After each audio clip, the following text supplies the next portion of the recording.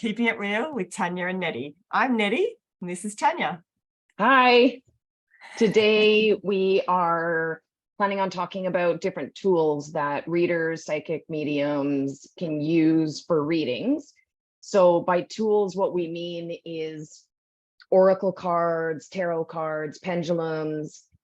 In the last podcast, we talked about the things that you hold. Do you remember what that's called now? Yeah, psychometry. Psychometry. Psychometry. Sorry, that's it. Psychometry. Yeah. Yes. Yes. And can you think of any other ones? Not really. There's the crystal and the stones, which we talked about.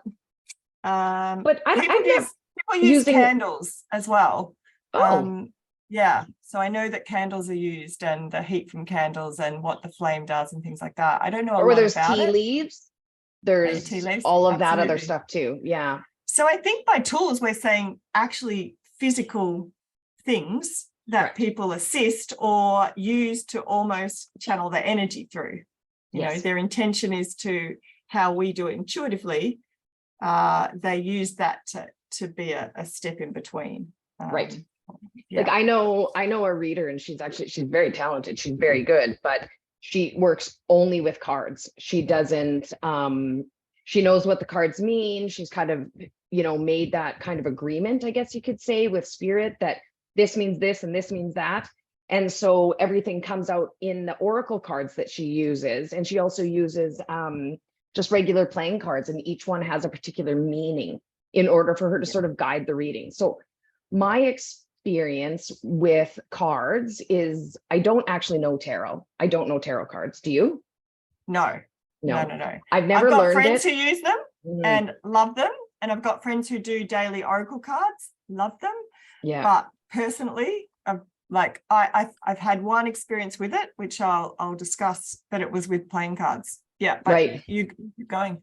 And then oracle cards. So I actually have my favorite one here. It's the Psychic Tarot by John Holland, which is just like one word. There's a number, and I'm going to pause because you disappeared. The power just went out here. So clearly there is some energy going around. So I'm hoping that my phone will last the podcast, but it is. What I think is so funny is every single time we sit down to do a podcast or just to talk or whatever, we have electronic issues every single time. It takes us like 10, 15. Can you hear me? Can you hear me? Can you hear me? Absolutely can. Yeah. Yeah. It's one of us and something is not working. And the thing is, it doesn't end up being something. Like we don't do anything different. It's just like 5 minutes into it, it just starts working or something like that. So I know, it's bizarre. Yeah. Anywho, so I think I was talking about my favorite cards, the Psychic Tarot by John Holland. They're oracle cards, and they basically have like a number, they have a word, and they have a picture. And I was first taught to do the reading based on the cards. And basically the idea is that spirit is going, whatever cards you pull, it's just kind of going to guide the direction of the reading and where it's going and that type of thing. I use them very occasionally. Occasionally I will sit down to do a reading and they'll be like, oh, you're going to pull some cards today. And I'm like, oh, all right. But usually I don't. I just don't. Yeah. And it's not about need or anything. I just don't. I want to say need. I don't need them to guide the reading. It just kind of happens. Or you're not guided to use them. You know, it's interesting.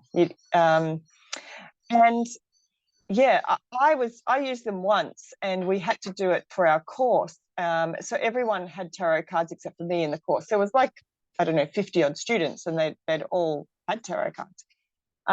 And I was like, I don't own them, and they would just go and buy some. And everything inside me said, do not go and buy these cards. It was weird. I don't live somewhere where they sell tarot cards, so I would have had to drive half an hour, but I had a week to do it. It would have been easy. And friends have them. They're like, I'll pick some up for you. Oh, there's some really good angel ones. You'll love these. You'll love that. But it was just like it wasn't my thing.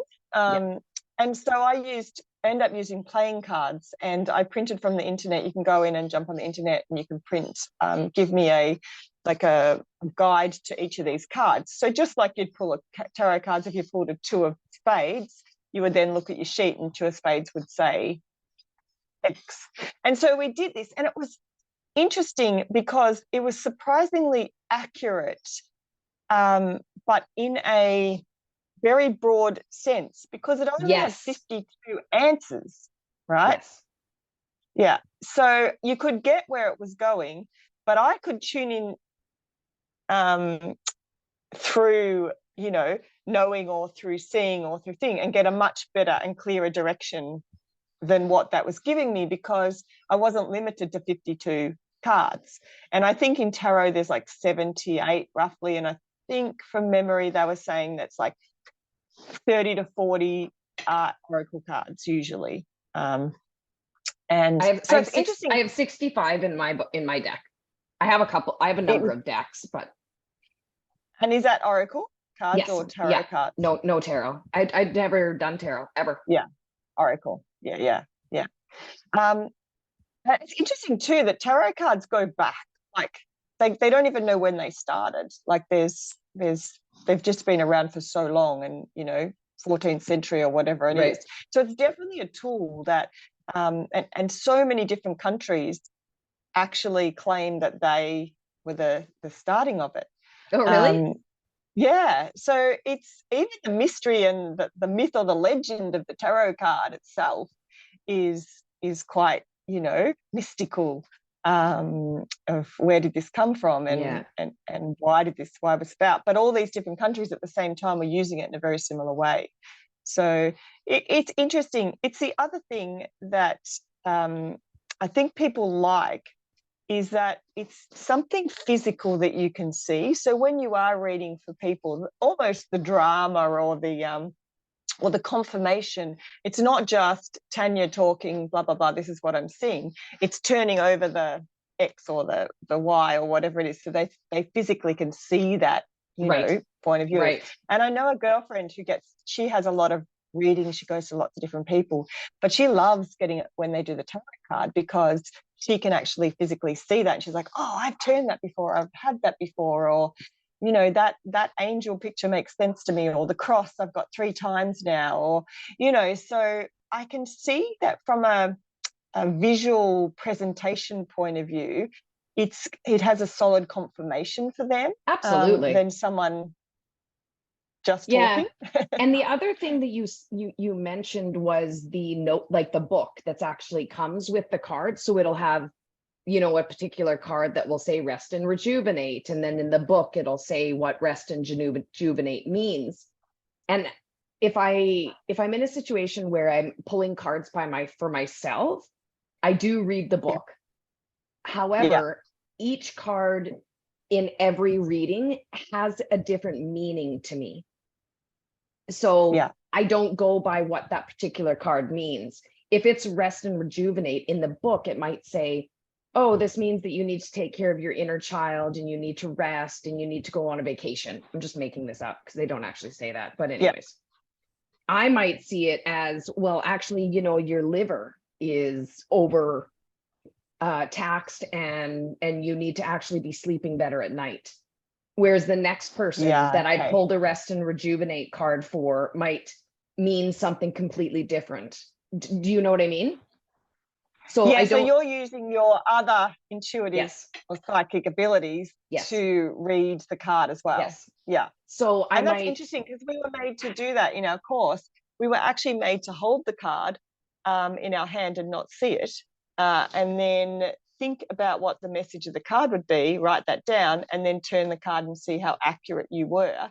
And I really enjoyed that, because it was very accurate into what the card said, but it was a much deeper meaning to the card, like a lot more detail. So that's sort of what you're doing. You're turning the card, and then you're, without probably even realizing, just flooding in the information. I know exactly. I know exactly what's happening. It's just sometimes they can sort of steer it. And I don't have anything against cards. I just don't typically pick them up. I just don't. And sometimes when I'm doing cards, Like when I do a reading, I like it when somebody says, hey, I want to know about this particular situation. This is the basics of what's happening. And then, you know, like if we're sort of into an intuitive reading, I can tune into it and sort of give the information.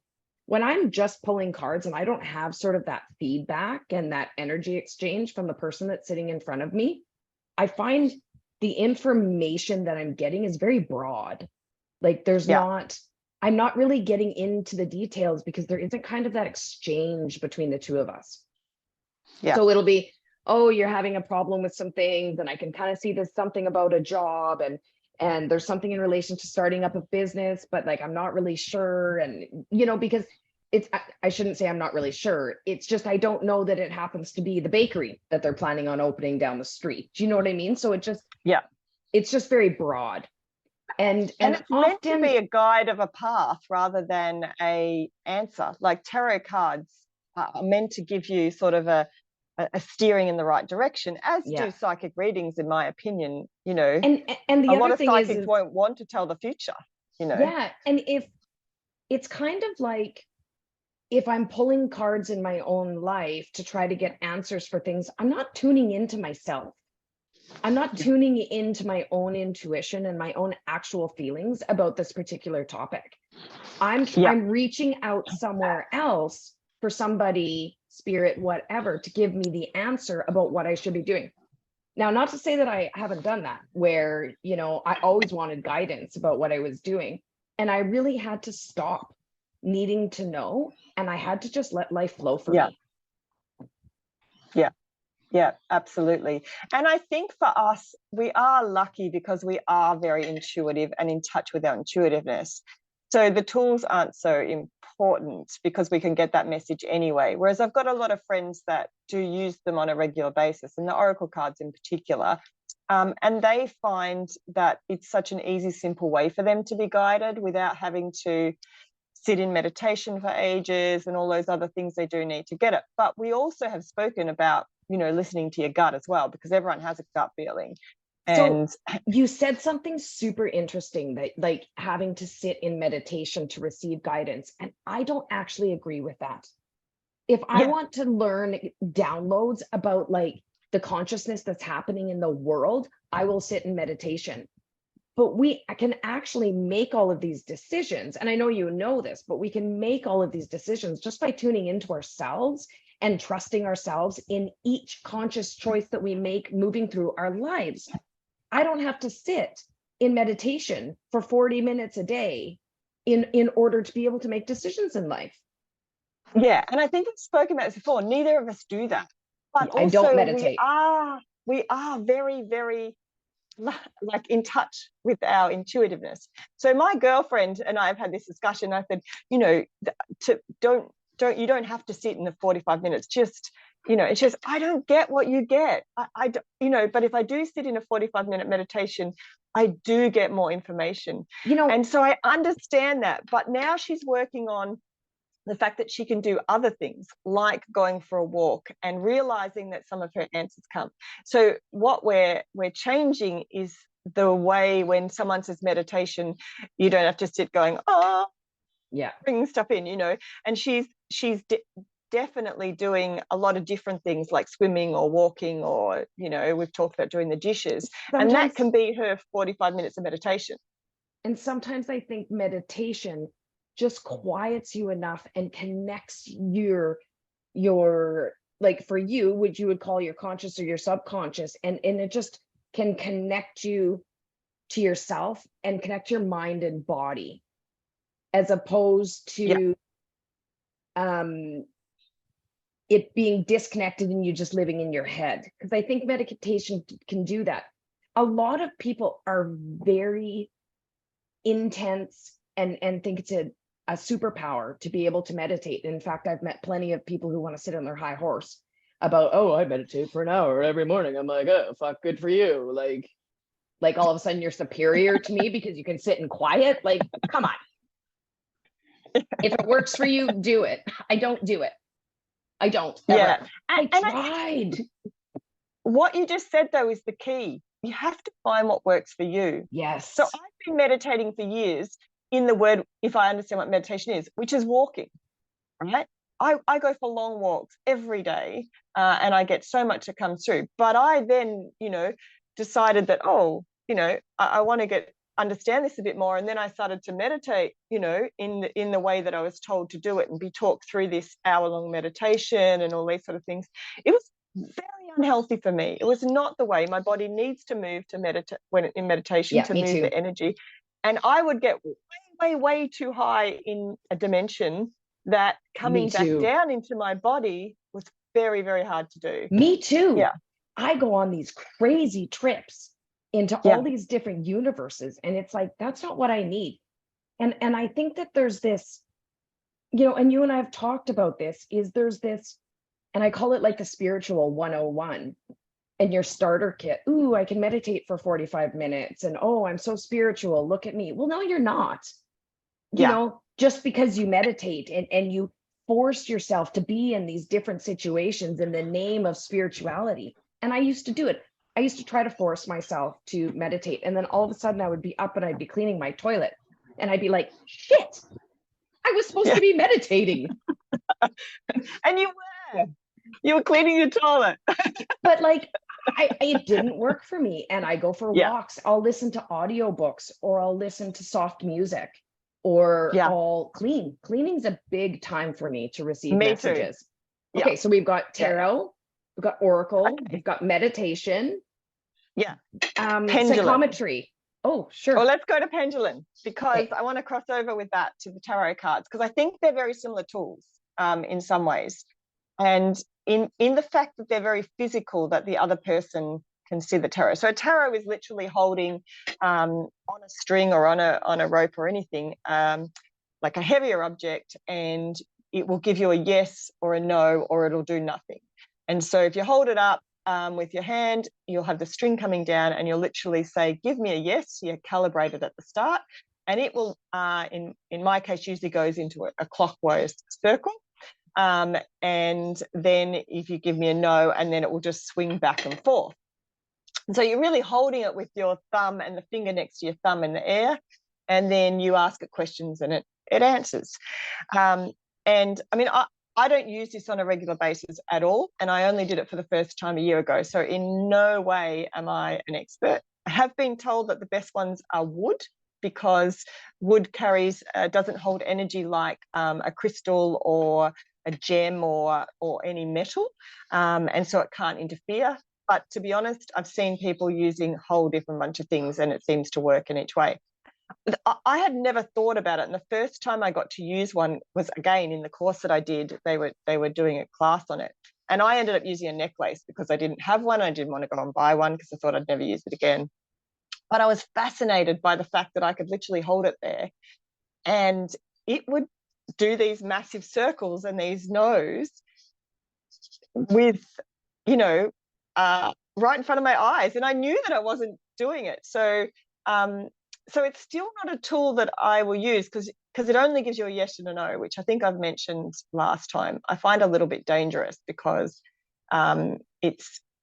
people will read too much into that. So will I get married, or should I take this job, or should I get divorced? Or it can give you a yes and no. It can't give you a pathway forward. So be very careful, I think, whether you use that as a tool. But like a tarot card, I think the visual thing of it is really good for the person receiving it. And the only time I really used it, other than doing some tests on it, I actually tested it because, as I've mentioned many times, I'm a skeptic. Mm-hmm. And so I wrote 4 words down on a piece of paper, and I held it above each, and I said, does this piece of paper, which was upside down, say boat? And it would say yes or no. And it was accurate every time, which was amazing to me, that it could just get it. And I got my husband to put the pieces of paper down and write, tell me what the 4 words were, but I didn't know where they were, and it would get it again. But he asked me to get it out every now and then when he's got questions, because he doesn't want my bias. And to him, if I'm just giving him the answer through my seeing or knowing or hearing, then how does he know the difference between me giving him the answer that I want is your opinion? Yeah, and I've got a lot of trust in it, but I can still get it. So he loves to actually just let me hold it, and then he asks the questions. And he's tried himself; it doesn't work for him. So he he will every now and then message me and say, can you bring pendulum for coffee this morning? And so I turn up and he asks these questions. So I do see, and I can see a role for it. I know people who make their everyday mundane decisions. Our teacher picked her dentist through that. She had a mix of dentists. She asked which one, yes or no, yes or no. She ended up going to this dentist that also had intuitive abilities. So, you know, I think people use it for different things. But I also think that we're going to end up where we're supposed to be, whether we get yeses or nos or not. Yeah. And you know what you made me think of was muscle testing. And we still have to go back to the, I keep forgetting the name. The holding. Psychometry. Psychometry. Jeez. Psychometry. Obviously, it's not something I use. Muscle testing is another thing that people will do, because apparently your body will respond to truth or false. So it'll be like, okay, you know, should I take this? And I'm just holding my arm up and kind of pushing down on my shoulder. Should I take this vitamin? And if a particular vitamin, and if there's resistance, it's a no or it's a yes. And if your body just kind of goes weak and the arm pushes down, it's a no, because then your body's showing a weakness to it, or your body's showing a strength to these questions. Yeah. Again, I'm just going to say it. If you're having to sort of reach out to these different tools for answers in your own life, I'm going to lovingly suggest that it's actually getting connected to yourself and your truth and your gut, and knowing in yourself what feels right and what doesn't. And that took practice for me to like, it's an internal pendulum, isn't it? Yeah. And I got into the habit of going into most situations going, like when I first started dating again, I was single for a long time just because I was so busy with my son and raising him and being a police officer and running a house. And like, I was just so busy. And I would start dating and I was like, oh my God, like, I don't even have a clue what I even like. What makes me happy? Like what? Like, I honestly, I didn't know. It had been so long. So every situation I would go into, and I would have to pause and go, okay, well, how does this feel for me? Not what somebody else is telling me is a red flag, not what somebody else is saying is a gentleman, not what somebody else is telling me is, you know, what I should do or how this person, whatever. How do I feel about it and how does it resonate with me? And that's what I started to do in every situation that I went into. And I often recommend that to clients. And in fact, Spirit says the same thing. Walk into these situations, check in with yourself. How does my body feel? Because it gets you out of your head and into this, out of this like black and white. Well, if this happens, I must respond this way. And it gets you into your body, because if we're working on, and I'm going on a bit of a rant, but if we're working on that sort of 3D of, oh, well, pendulum said no, so no, what? You're not trusting yourself. Or you're saying, oh, that's an important thing. Like, for that's example, an important thing that you just said. Will they actually follow it? So my husband and I have had this discussion. So, you know, if it says, should I, you know, work on this project, and it says no, but he really wants to work on the project, he's going to work on the project. So I said, don't waste my time. You know, pulling trust this thing out. yourself. Trust yourself. Or go with your gut, and your gut says you want to do it. And there's times where he's confused, and that's when he asks for it. And I'm saying he's probably done this 4 or 5 times. Like, I've used pendulum 10 times in my life, I think. So seriously, it's not many did times. I say that? I've never used a pendulum. Yeah.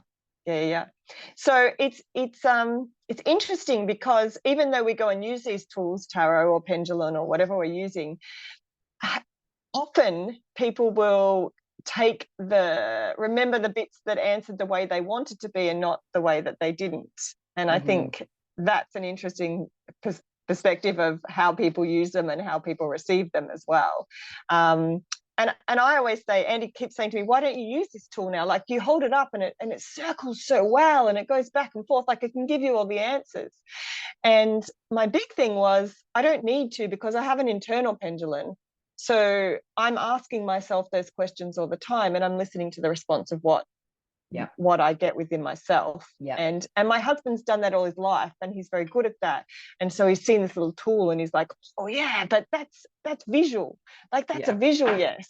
It's not a gut feeling. It's so much more than a gut feeling to see it move. Right. And you know, I had I have a girlfriend, and we used to ask each other, like she's a medium and an intuitive, and we would ask each other questions. Oh, well, what should I do here? And we would get the answer, and then we would act accordingly. We were actually trying to like trick the system, right? Like, okay, if I act this way, everything will work out perfectly. Well, you know what Spirit started to do?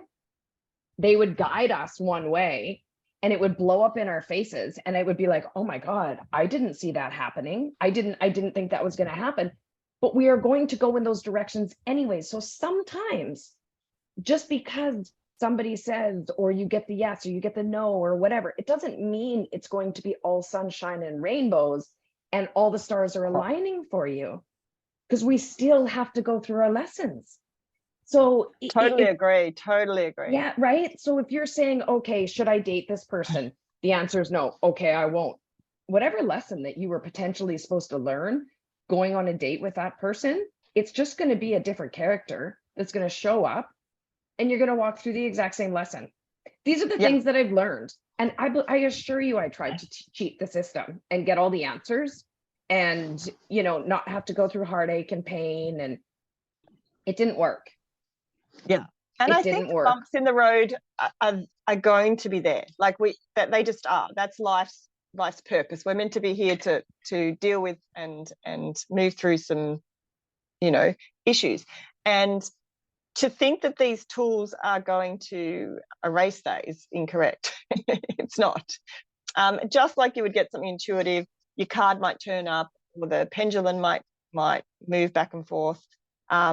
It's getting you on the path that is going to be best for your higher self, which doesn't mean that it, as you said, is going to be all sunshine and roses. Yeah. It's just like, you need to achieve this, and that's going to help you out in life.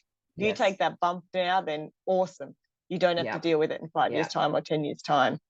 All right, let's talk about crystals and stones, because this is way out of my depth. I'd love to hear from you. I've got friends who are into crystals, but I do nothing in this. So I have a couple of things to say. When I was growing up, I always was attracted to rose quartz and quartz. Like, we used to have a cottage that we would go to, and we would walk along the road, and you'd be able to just pick up these different like little quartz or rose quartz. Always attracted to that.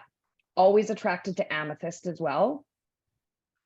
I don't do crystals either. Like, I just don't. Like, I remember my friend, I was going through a hard time, and she took me for a drive, and we picked up this nice rose quartz thing, and I put it basically like in between my breasts, and I slept with it because my heart was hurting. And I'm sorry, it doesn't do a lot for me. However, what I will say is I did a reading for a very talented medium, and what was coming through was that we have our 3D sort of aura.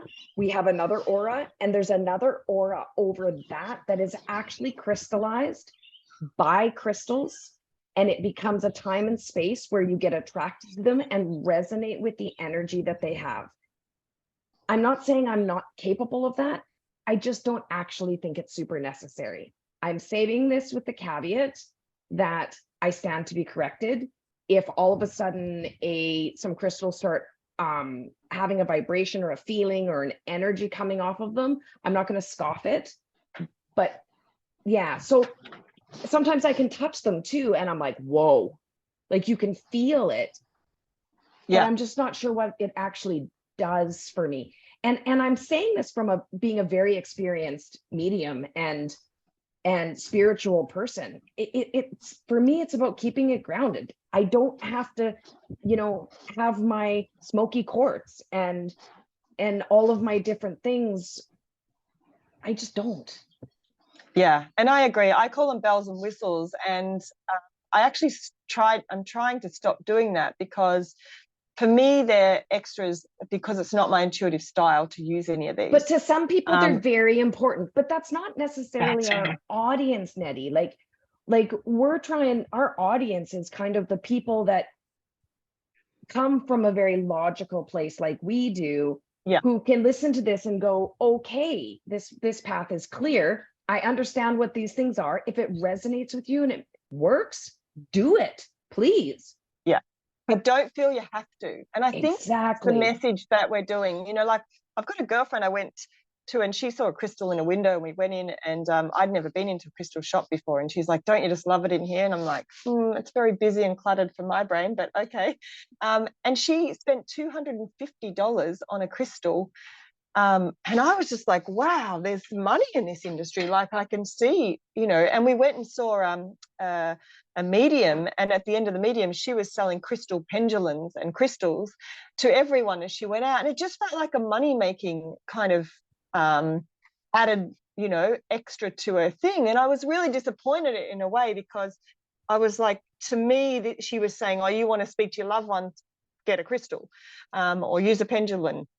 And that's the bit that I worry about, that people think that you need these tools or you know, materialistic things to listen to your gut. And you said it so well earlier, you know, you just have to trust your inner self. If you want to use these tools and they work, absolutely go for it. If you want to meditate for 4 hours every morning, meditate for 4 hours every morning. That's up to you. But the thing is, there's another side to it where you don't need to do any of that. Exactly. And I'm not work out what's right for you. Yeah. And I'm not necessarily going to be able to heal my broken heart by holding a rock on my chest. I wish it was that simple, but I actually have to go through we're in the 3D. We are not human beings having a spiritual experience. We are spiritual beings having a human experience. The point is for us to be human. So holding a rock to my chest is not going to heal my heart. Grieving is going to heal my heart. Going through the emotions, feeling it all. Trust me, if I could just hold a rock to my heart and be all better, I promise you I would. I absolutely would. So you know what? We're actually getting close to time. Is there any other ones that you wanted to bring up? Well, we haven't. Psychometry. Psychometry. And I have a tiny bit of experience with this. Okay, go. I started an energy circle, which is that can be anything really, but it was an in-person energy circle with 4 other people. I'd met them I did some work in the floods in our area, and part of the end of that was to get a team together. And 2 of the girls in there I connected really well, but didn't know each other, and another friend had moved to the area. So the 4 of us got an energy circle together, and each time we met, we would do. Someone different would host, and they would do whatever they wanted to chat about or talk about. And one of the girls wanted to bring along something from someone who had passed, and we would hold it into our hands and see whether we could draw any information or anything from that. Now, the girls didn't know that I was a medium because it's not something I share with many people. And so we bought these objects and we put them into a bowl in the center. Just so you know, they're going to know now that you're a medium. Yeah, I know they do now. It was very obvious at the time. And so we pulled out an item each and we held it in our hand from this bowl, and we didn't know who it belonged to. And part of it was just to jot down a little bit of who you thought it belonged to, and maybe as in the person who brought it along with them for the day, and then anything from where the person who had passed. And it took about, I don't know, 30 seconds before the whole energy in the room changed. And 3 of us could feel the presence of a person standing in the room. And it was a father that had passed. And I could feel 3 fathers that had passed. But one in particular was very strong. There was a grandmother actually there as well. And we all, like, my hand heated up so much that I had to put the item in my hand down. It was almost like it was burning my hand. And it was a cross. I hadn't had that before. I hadn't seen that energy come through something. I didn't even know if I believed it was possible. I didn't not believe it, but I wasn't, if I don't know enough about something, I sit on the fence. Like, I don't know enough to know either way, and I'm helped to be guided. So it was a big wake-up call for me, but literally these spirits and three of us kind of went, oh, and we stopped it because it felt wrong. It felt like we were the energy of the group within itself, and then also the ability to do it was not what we were, I think, planning on getting. But it was a good experience. It was showing the power of that within myself. I've never done it again. I don't think I will do it again. I've done it. I'd rather speak to spirit the way that I know how to speak to spirit, and it's a comfortable way for my body to do. Yeah. All right, your experience. So I'll just tell the story really quick. I was in a circle and I was given like a pocket knife. And so I held the pocket knife, and all of a sudden I could see Africa, and I could see elephants, and I could see animals, and I could see like these people kind of like not being slaves, but like hard, like labor. And then the rest I can't totally remember, but I remember this part. Like, it just kind of started moving into this person's personality and things like that. And the woman that was running the circle, she goes, yeah, well, if you hadn't actually mentioned these things about the person, I wouldn't have believed you. And I was like, wow, thanks. I won't be back. Thanks. But anyways, so I believe it was her grandfather's. It was a pocket knife, and it had been from Africa, and it had elephant tusk or something on it, which is what I was actually picking up on, these elephants. And I was picking up on the construction and making of this knife. And then I started to pick up on the actual spirit. So here's what I think. I believe, yes, that's another way to connect to spirit. Spirit can show up, because what you're doing is you're connecting to the person's energy, and they're like, oh, hey, they're connecting to my energy, and they show up. It's just the same as, having someone sitting in front of us, and it's like, okay, who's here to see this person? Anyways, I believe that when we touch things and when we're around things, we leave energetic like imprints into them. Yeah. So I don't feel like a spirit is living in this pocket knife. It's just the energy of all of that. And we're almost out of time, honey. We really covered that quickly. It goes so fast. And I think just what you said then is important, because I agree with the way that you perceive that. I think we're giving a window to that spirit to say, hey, we've got this item, we're asking to speak to you.